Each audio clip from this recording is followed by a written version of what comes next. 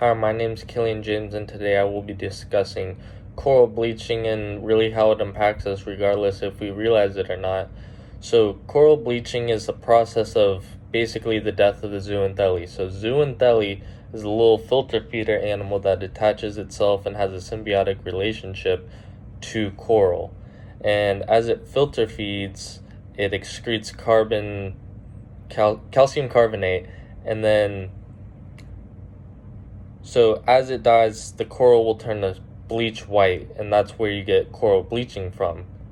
Now, coral bleaching can occur for many different reasons, such as exposure to sunlight or exposure to oxygen. So if you have a place with a great tidal range and 12 hours a day, coral's left in the air, coral bleaching can occur from that. But the number one reason coral bleaching occurs in the death of coral is from CO2 emissions. So as the CO2 emissions enter the water, it changes the pH and all that, which kills off the zooxanthellae. So this may not sound too bad, but as coral reefs die, all the animals go to different places. All the fish and all the crabs and everything like that goes to different places, which again may not sound bad because they're still living, but when you're in these small third world countries that their whole life revolves around fishing off the coral reefs and feeding everyone in the country off fish, then that becomes a problem because then the fish migrate and then they can't feed the whole area. And